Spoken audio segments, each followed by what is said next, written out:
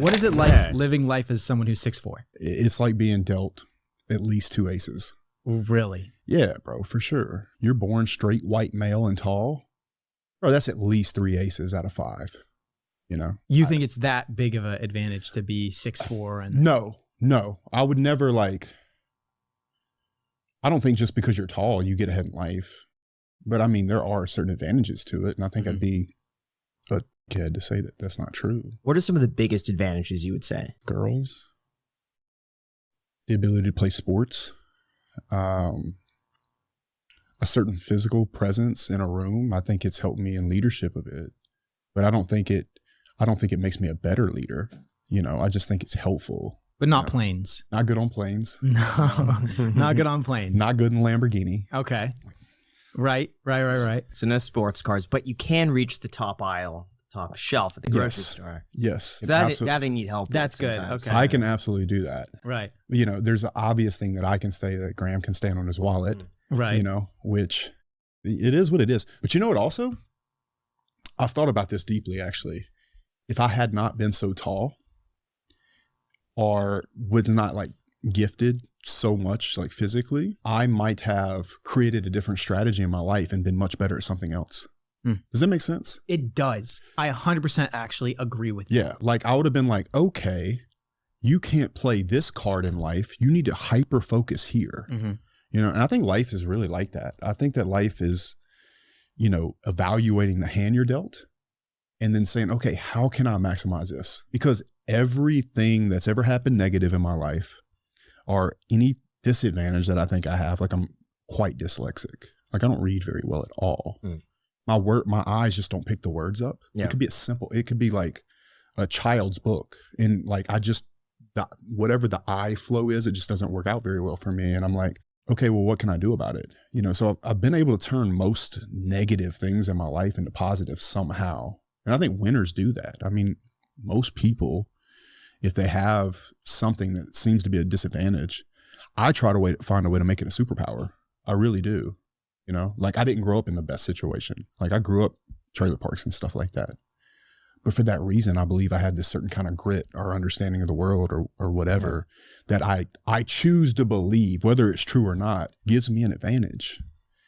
And that's just how I choose to frame it. Do you think there's a disadvantage of being really tall? I think much taller than me, you start to look like a baby giraffe. You know what I'm saying? Okay. You know, but you said much taller than you. I mean, so what about being 6'4"? Is there any disadvantage? I would cut it off at 6'4". You think that's the optimal height? 6'4". 6'3", 6'4". Yeah. But I think 6'5" and definitely 6'6", you start to look goofy. You know what I mean? It's because then they get long. It was hard for me to get size because of my height. I had to work extra hard on working out to get size on me because my limbs are long. And then once you get to 6'6", it's just kind of weird looking. You know, you're just so much taller than everybody. But if that's the optimal, what downsides have you seen from being yourself? Tall? Yes, for yourself. Besides not fitting in Lamborghini. Okay. I am curious. Yeah. I fit in my Lamborghini. It's close. Okay. Are there certain girls that are like, no, you're too tall at 6'4"? Hell no. No, I've never had a girl tell me does not I'm too happen? tall. No. In fact, you see it a lot, man. This is actually something that people talk about online a lot is girls will put, if you're not 6 foot tall, swipe left. Oh, they do. They do. And I think that's yeah, ruthless. but that's all on social media. Once they meet someone shorter in person, I've seen it firsthand, it goes out the door. It's like when they're on social media, Tinder, there's so many options. Yeah. They have to do things to filter. There has to be a minimum something on there. They're trying to vet. But yeah, I think it just depends on the girl or the guy in the situation. But no, I've never been well, I tell you, I've had a lot of people in my life come to me and say, when I first saw you or met you, I hated you. But after I got to know you, I realized I was wrong. And so I think that sometimes I might look like a guy that used to pick on them in high school or something. And I was the nicest person on the planet in high school. I was class favorite. My 10-year reunion was one of the best days of my life because people would come up to me and they said, you were very popular, but you're always nice to me. And it means a lot. And it was just one of the best days I've ever had in my life because it was very fulfilling to hear that, 10 years later. But I have had people judge me based off of my appearance and come to find out later it wasn't positive.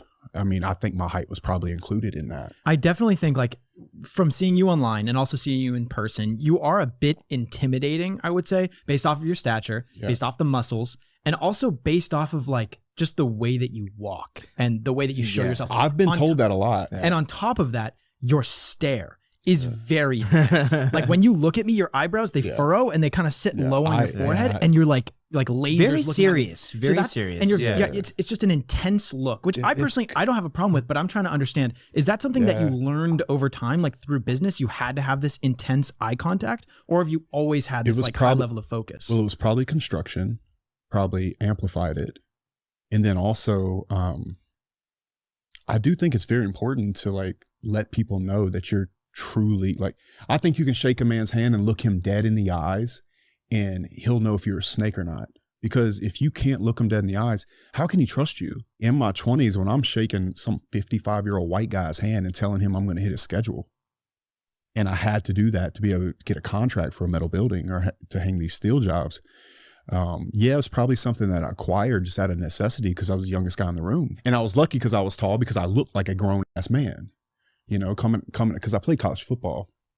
And so I came into my business, man. I was, 6'4", 240, 6'3", 6'4". I'm a little over 6'3" barefoot, like 6'3" and a half barefoot. And so, I think it was an advantage, grow a little bit of a beard out and just look people dead in the eye, especially in the construction meetings. Because every Tuesday in commercial construction, you have a subcontractor meeting. I was very often the youngest guy in the room.